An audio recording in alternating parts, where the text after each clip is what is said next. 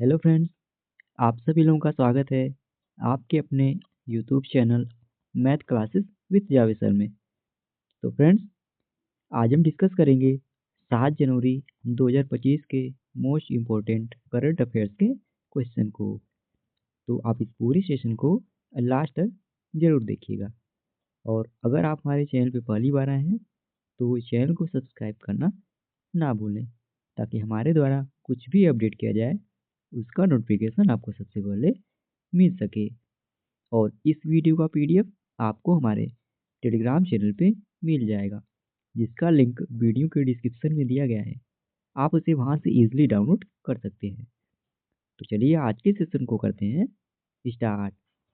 तो friends, session हम लोग पहले पिछले दिन के करंट अफेयर्स के रिवीजन के साथ स्टार्ट करते हैं। तो चलिए हम लोग 6 जनवरी के करंट अफेयर्स का रिवीजन कर लेते हैं, जिसमें पिछले दिन हम लोगों ने पढ़ा था उत्तर प्रदेश अधीनस्थ सेवा चयन आयोग यानी यूपी ट्रिपल एससी का अध्यक्ष किसे नियुक्त किया गया है।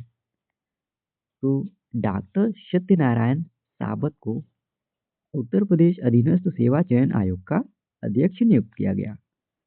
हाल ही में भारतीय रेलवे का प्रस्तावित 69वां मंडल कौन सा होगा। तो जम्मू मंडल यह भारतीय रेलवे का प्रस्तावित 69वां मंडल होगा।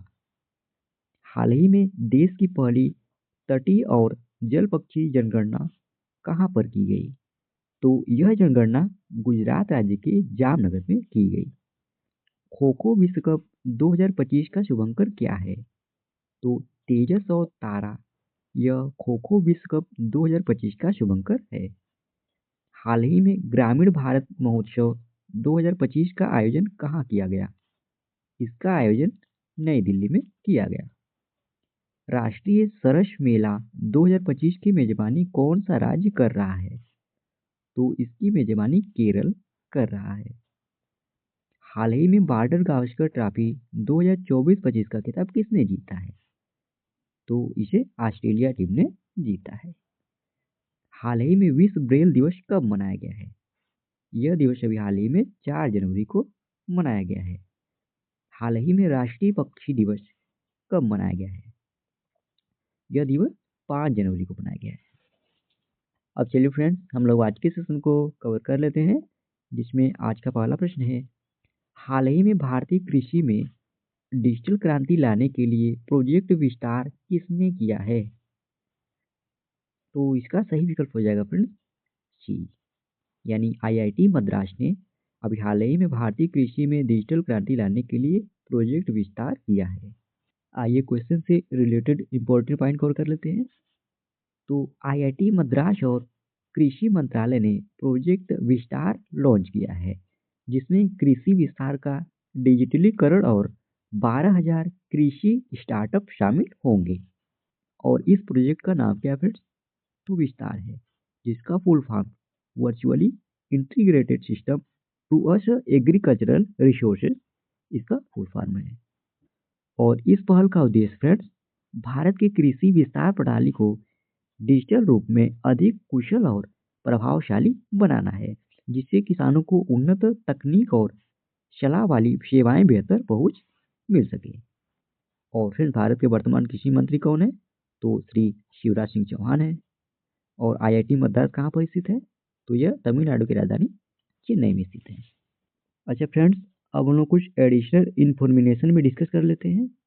तो आईआईटी मद्रास ने फ्रांस की यूनिवर्सिटी के साथ मिलकर एविएशन सेफ्टी मैनेजमेंट कोर्स शुरू किया है। यह कोर्स फ्रेंड्स जनवरी 2025 से शुरू होगा। और आईआईटी मद्रास ने 410 मीटर लंबा हाइपरलूप टेस्ट ट्रैक तैयार किया है। किसने अबू धाबी में अपने पहले अंतर्राष्ट्रीय परिसर का उद्घाटन किया। तो आईआईटी दिल्ली ने किया। भारत इजराइल ने राष्ट्रीय जल प्रौद्योगिकी कहाँ स्थापित किया। तो आईआईटी मद्रास में इसको स्थापित किया। आईआईटी जम्मू ने ध्वनि आधारित एंटी ड्रोन सिस्टम विकसित किया। आईआईटी इंदौर ने आर्मी के जवानों के लिए ई शूज बनाए।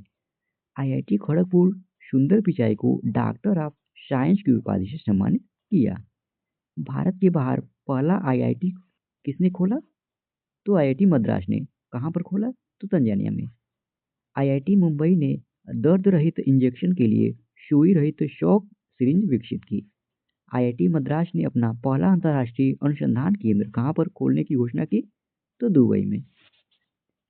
अगला प्रश्न है, हाल ही में अमेरिकी प्रतिनिधि सभा के अध्यक्ष के रूप में किसे चुना गया है? तो इसका सही विकल्प हो जाएगा फ्रेंड्स ए, यानी माइक जॉनसन को अभी हाल ही में अमेरिकी प्रतिनिधि सभा के अध्यक्ष के रूप में चुना गया है।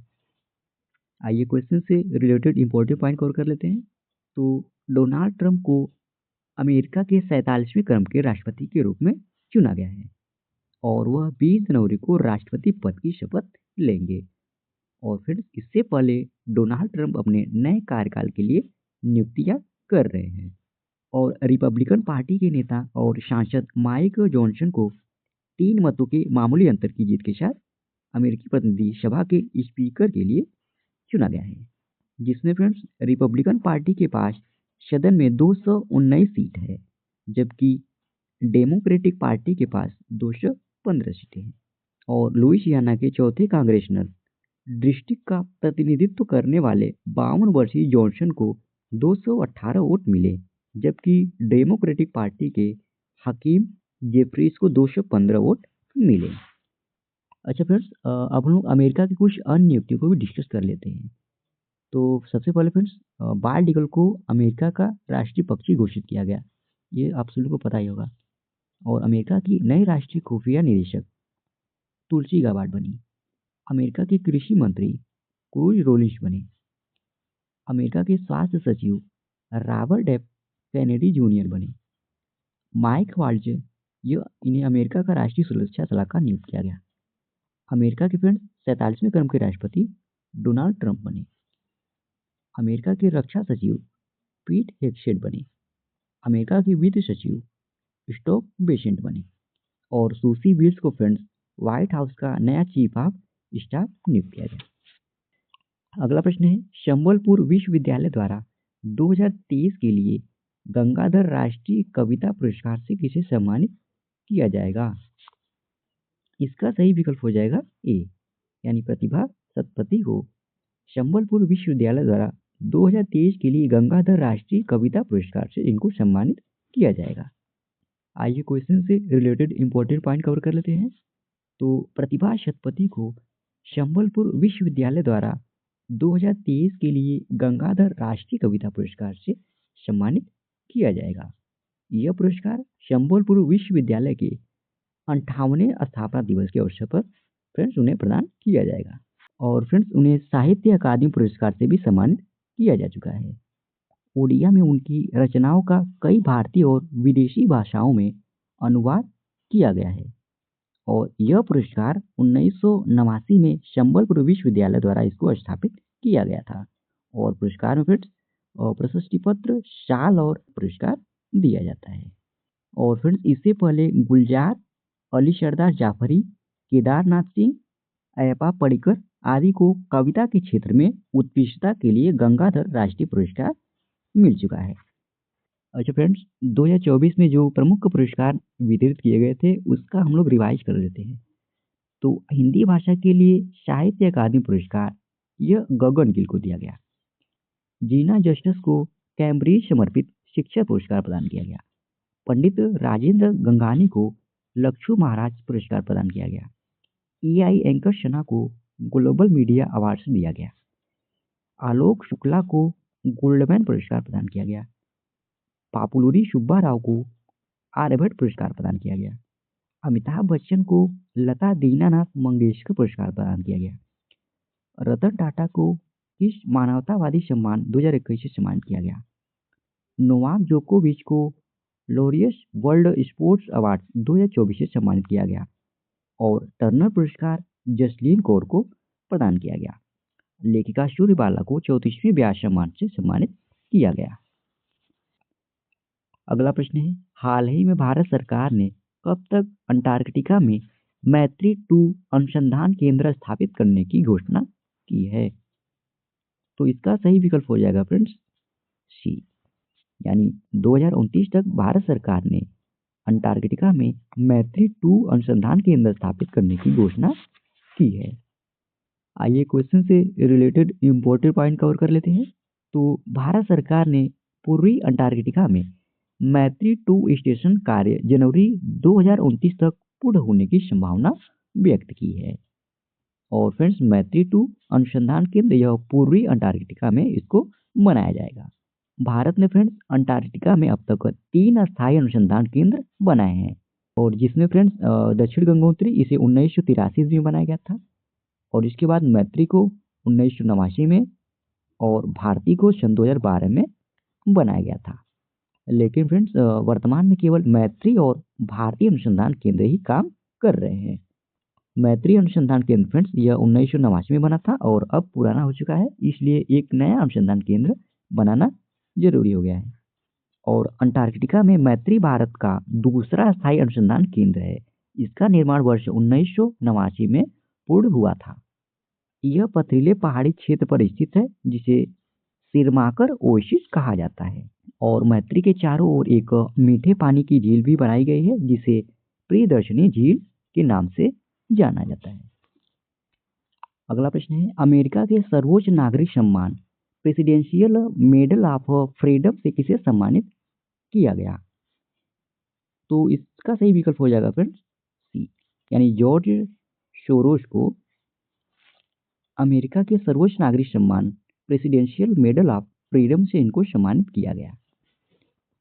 आइए डिटेल में जान लेते हैं। तो अमेरिका के बिजनेसमैन जॉर्ज सोरोस समेत 19 लोगों को 5 जनवरी 2025 को राष्ट्रपति जो बाइडेन ने सर्वोच्च अमेरिकी नागरिक सम्मान प्रेसिडेंशियल मेडल ऑफ फ्रीडम सम्मान से सम्मानित किया। और जॉर्ज सोरोस के अलावा इस लिस्ट में पूर्व विदेश मंत्री हिलेरी क्लिंटन को भी प्रेसिडेंशियल मेडल ऑफ फ्रीडम से सम्मानित किया गया। और फ्रेंड्स इस मेडल के लिए कुल 19 लोगों को चुना गया था। हालांकि फ्रेंड्स इसमें से 18 लोग ही इस मेडल को लेने पहुंचे, जिसमें अर्जेंटीना के star footballer Lionel Messi medal लेने के लिए नहीं पहुंच सके। और इनके अलावा पूर्व attorney general Robert Kennedy, fashion designer Ralph Lauren, actor डेजेंड वाशिंगटन और दिग्गजों का नाम भी इस लिस्ट में शामिल है। अच्छा फ्रेंड्स, अब लोग सर्वोच्च अमेरिकी नागरिक सम्मान प्रेसिडेंशियल मेडल ऑफ फ्रीडम के बारे में भी जान लेते हैं। तो प्रेसिडेंशियल मेडल ऑफ फ्रीडम यह संयुक्त राज्य अमेरिका का सर्वोच्च नागरिक सम्मान है। यह उन व्यक्तियों को सम्मानित करता है जिन्होंने राष्ट्रीय हितों, विश्व शांति या सांस्कृतिक प्रयासों में योगदान दिया है। और फ्रेंड्स 1945 में राष्ट्रपति हैरी एस ट्रूमैन द्वारा स्थापित, बाद में 1963 में राष्ट्रपति जॉन एफ कैनेडी ने इसका नाम बदल दिया। और फिर इस पदक में लाल पंचकोण के ऊपर एक सफेद सितारा है जो 5 स्वर्ण ईगल से घिरा हुआ है, और नीले केंद्र में 13 स्वर्ण सितारे हैं। ये आप चित्र में भी देख सकते हैं। ये है friends presidential medal of freedom, जो अमेरिका का सर्वोच्च नागरिक सम्मान है। अगला प्रश्न है, हाल ही में किस राज्य में बैंडेड रॉयल तितली राचना जलिंद्रा इंद्र की खोज हुई है? तो इसका सही विकल्प हो जाएगा फ्रेंड्स बी, यानी इसकी खोज त्रिपुरा में की गई है। आइए क्वेश्चन से संबंधित कुछ महत्वपूर्ण करंट अफेयर्स का रिवाइज कर लेते हैं। तो बैंडेड रॉयल तितली को पहली बार मई सन 2021 को सिपाही जाला वन्य जीव अभ्यारण्य में एक अवसरवादी सर्वेक्षण के दौरान देखा गया था। और फ्रेंड्स यह प्रजाति भारतीय वन्य जीव संरक्षण अधिनियम 1972 की अनुसूची के तहत संरक्षित है। और इस तितली की अगर विशेषता की हम लोग बात करें तो नर में इसका ऊपरी भाग गहरे बैगनी या नीले रंग का दिखाई देता है, जबकि मादा में यह सफेद निशानों के साथ भूरे रंग का दिखाई देता है। और इसका निचला भाग हल्के भूरे रंग का है, जिस पर सफेद धारियां हैं, जो इसे बैंडेड नाम देती हैं। और फ्रेंड्स तितली घनी वनस्पतियों को पसंद करती हैं। अच्छा फ्रेंड, त्रिपुरा में वन्यजीव अभ्यारण्य और राष्ट्रीय उद्यान जो है उसको भी हम लोग डिस्कस कर लेते हैं। तो सिपाही जाला वन्यजीव अभ्यारण्य, गोमती वन्यजीव अभ्यारण्य, रोवा वन्यजीव अभ्यारण्य, कृष्णा वन्यजीव अभ्यारण्य, गुमटी वन्यजीव अभ्यारण्य, clouded leopard national park, Rajbari national park यहाँ के वन्यजीव अभ्यारण्य और राष्ट्रीय उद्यान है।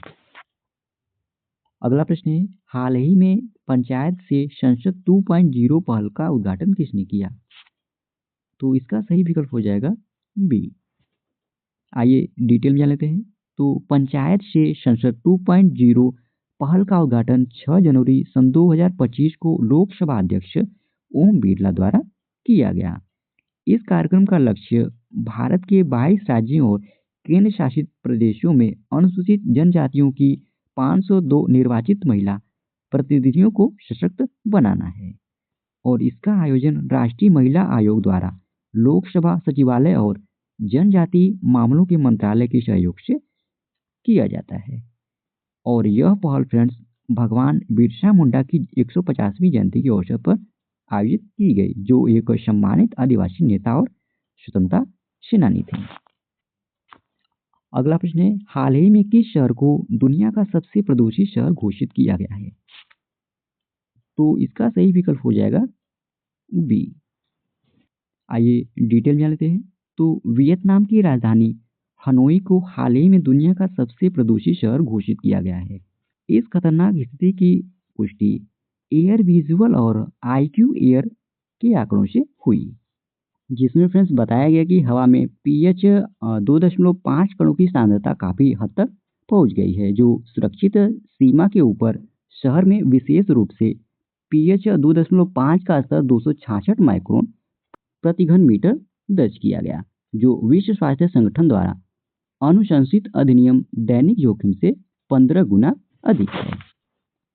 अगला प्रश्न है, हाल ही में PM मोदी ने किस शहर में केंद्रीय आयुर्वेद अनुसंधान संस्थान की आधारशिला रखी? तो इसका सही विकल्प हो जाएगा ए। आइए डिटेल में जानते हैं। तो प्रधानमंत्री नरेंद्र मोदी ने 5 जनवरी 2025 को रोहिणी नई दिल्ली में केंद्रीय आयुर्वेद अनुसंधान संस्थान की आधारशिला रखी। यह नई सुविधा जो 2.92 एकड़ क्षेत्र को कवर करेगी और लगभग 100 करोड़ की लागत से बनाई जा रही है और फिर इसका उद्देश्य आयुर्वेद में अनुसंधान और स्वास्थ्य सेवा को आगे बढ़ाना है।